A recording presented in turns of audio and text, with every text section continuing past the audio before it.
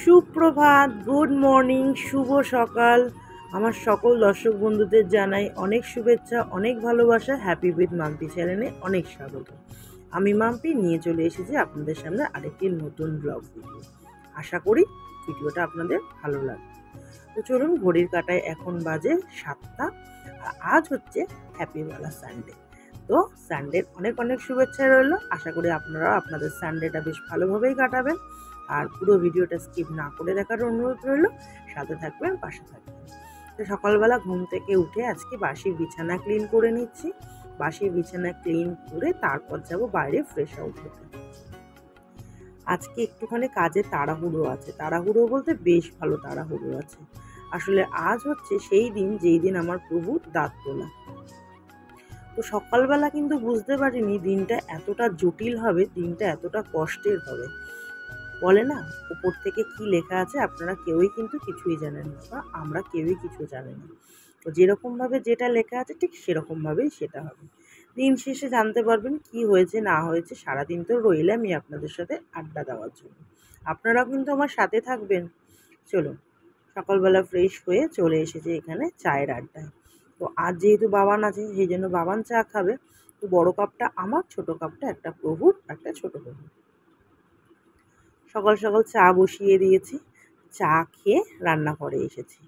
তো আজ কিন্তু রান্নাবান্নাটা একটু অন্যরকম। ভাত হচ্ছে না, আজকে ভাত হচ্ছে না।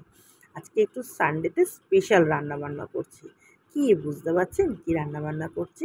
আজ হবে বিরিয়ানি, সেটাও আবার এগ বিরিয়ানি। তো এখানে সব কিছু গুছিয়ে নিয়ে নিয়েছি। কতটা আশা করে, কতটা মানে মনে আনন্দের সঙ্গে আজকে বিরিয়ানিটা বানাতে নিয়েছিলাম, বানিয়েও ছিলাম বিরিয়ানিটা। কিন্তু কপালে যদি ঠিকঠাক করে খাওয়া না লেখা থাকে কী করে হবে বলুন তো?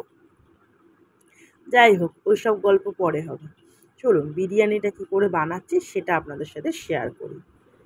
তো এখানে বিরিয়ানির জন্য প্রথমে আমি আলু সিদ্ধ করে নিয়েছি, ডিম সিদ্ধ করে নিয়েছি, আর সব কষিয়ে নিয়েছি। যেরকম আলুর তরকারি মানে ডিম আলুর তরকারি হয় সেরকমভাবেই করে নিয়েছিলাম। বিরিয়ানির মশলা টশলা দিয়ে একেবারে অনেক রকম জিনিসপত্র দিয়েছি যেগুলো বিরিয়ানিতে আসলে পড়ে। গোলাপ জল, কেওড়া জল, মিঠা আতর, বিরিয়ানি মশলা সব দিয়ে মানে আলুটাকে ভালো করে কষিয়ে নিয়েছি। কষিয়ে একটা ডিম আলুর তরকারি করে নিয়েছি। আর এখানে বেরেস্তা তো ভেজেই রেখেছি। তো ভাতটা করে নিয়ে ব্যাস এখন হচ্ছে লেয়ারিংয়ের সময়। তো নিচে দিয়ে দিয়েছি যে গ্রেভিটা ছিল সেই গ্রেভিটা। আজ আমি এখানে শুধু বিরিয়ানিটা মুখে বলে দিচ্ছি। যদি আপনাদের আমার এই বিরিয়ানির ফুল রেসিপি জানতে ইচ্ছে হয় অবশ্যই জানাবেন, আমি চেষ্টা করব আপনাদের সঙ্গে শেয়ার করার। তো এখানে ফার্স্ট লেয়ারিংয়ে আলুগুলো এরকম করে দিয়ে দিলাম। তারপর কিছুটা ডিম এখন দেবো, আর কিছুটা ডিম পরে দেবো। আপনারা কি একটা জিনিস লক্ষ্য করেছেন কিসে বিরিয়ানি করছি আমি? হ্যাঁ, যেই কড়াইটা নতুন কিনেছি ননস্টিকের সেইটাই আজকে উদ্বোধন করলাম। তো সেই জন্যই আরও এই বিরিয়ানির প্রিপারেশনটা করা। তো বেশ ভালোই হয়েছে, একদম দেখুন মাপে মাপ হয়েছে পুরো। হ্যাঁ, না বেশি না কম, ঠিকঠাকই হয়েছে। তো আমার প্রভু যেহেতু খাবে না, তিনি তো দাঁত তুলতে যাবেন, দাঁত তুলে অফিস যাবেন। আপাতত এই ভাবনা চিন্তাই রয়েছে যে সে দাঁত তুলে তারপরে অফিস যাবে। তো তাকে অলরেডি ভাত টাত খাইয়ে দিয়েছি, কালকের ইলিশ মাছ দিয়ে ভাত খাওয়ানো হয়ে গেছে তাকে। তো এখন এটা লেয়ারিং করে আমি এটা স্টিমে বসাবো। বসিয়ে তারপর যা কাজ আছে সেগুলো করব। আর আমি একটুখানি কাঁচা লঙ্কার মানে ভক্তই বলতে পারেন। খুব বেশি পরিমাণে আমি কাঁচা লঙ্কা পছন্দ করি। আর কাঁচা লঙ্কাগুলো কিন্তু এরকমভাবে দিলে বেশ ভালোই লাগে।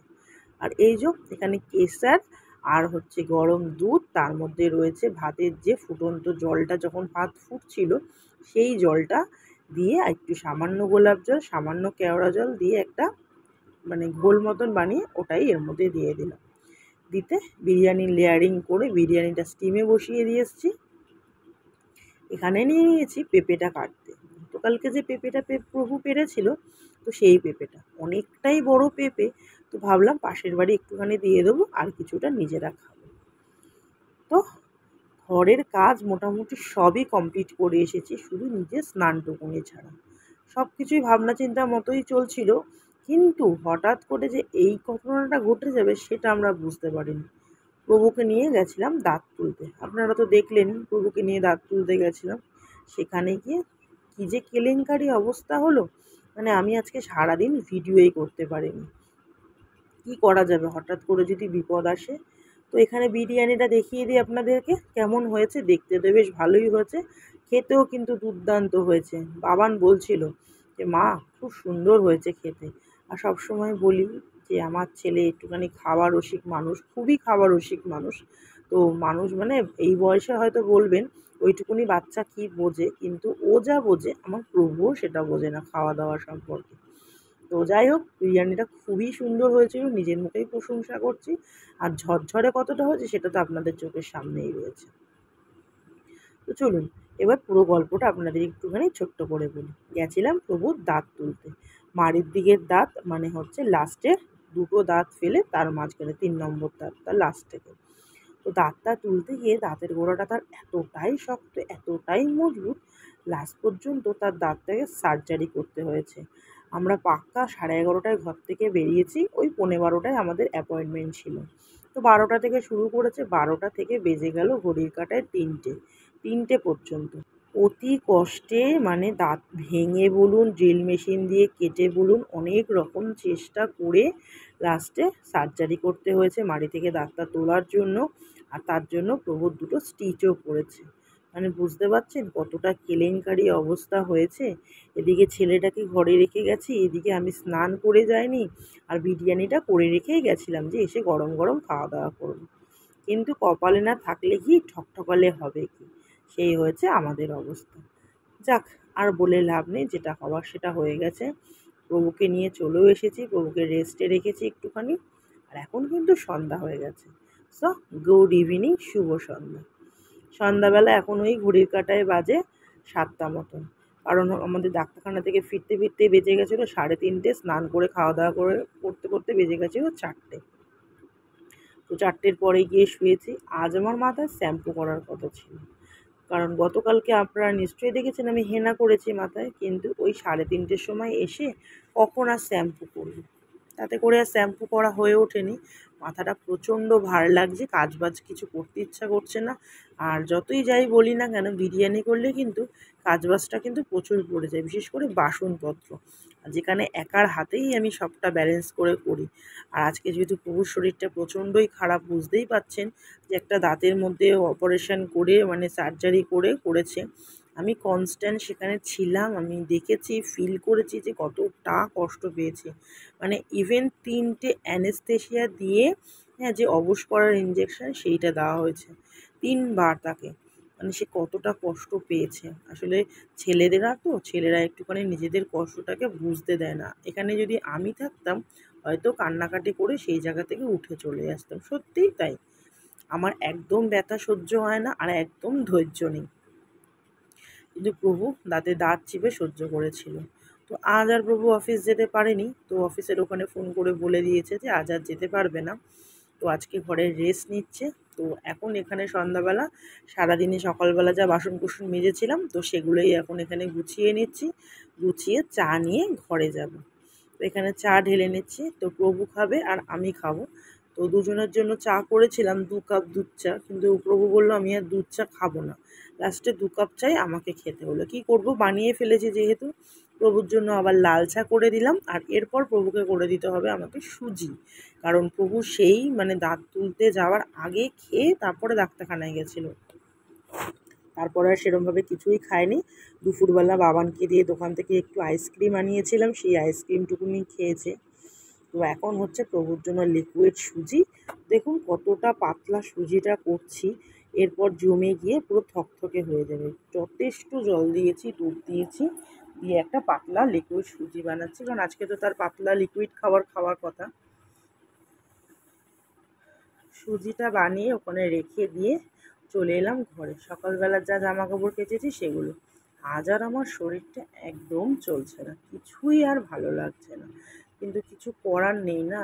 এখনও বেরোতে হবে আমাকে, বাইরে যেতে হবে। তার কারণ হচ্ছে প্রভুকে যে ওষুধপত্রগুলো দিয়েছে, বেশ কিছু ওষুধ দিয়েছে, 6-7 রকমের ওষুধ দিয়েছে তাকে। তো সেই ওষুধগুলো কিনতে যেতে হবে। আর প্রভু যেহেতু কথা বলতে পারছে না, তাই আমাকে তো তার সাথে যেতেই হবে, মানে ডাক্তারখানায় গিয়ে বলার জন্য যে কী কী ওষুধ, কী বৃত্তান্ত। তো আমাকে বেরোতে হবে, কিন্তু আমার আজকে একদম ইচ্ছা করছে না। মানে দুপুরবেলা বডিটা বিছানায় ফেলার পর এতটাই শরীরটা খারাপ লাগছিল যে বলে বোঝাতে পারবো না। কী আর করা যাবে। এখানে জামা কাপড়গুলো ভাঁজ করছি, সারাদিন যা কাচা ধোয়া করেছি এগুলো ভাঁজ করে জায়গার জিনিস জায়গায় চালান করব, করে তারপর প্রভুর সাথে বেরোবো একটুখানি ওষুধ কিনতে। তো চলুন প্রভুর সাথে বেরিয়ে ওষুধগুলো কিনে নিয়ে এসে আবার রাতের খাওয়া দাওয়া করতে হবে। তো রাতেও প্রভু সুজিই খাবে, কারণ লিকুইড খাবারের মধ্যে সুজিটাই একমাত্র মনে হয় পেটটা ভর্তি করবে। তো সেই হিসাব করে সুজিটা দেওয়া প্রভুকে। তো ওই জন্যই রাতের বেলাও প্রভুকে লিকুইড সুজিটা দেওয়া হবে।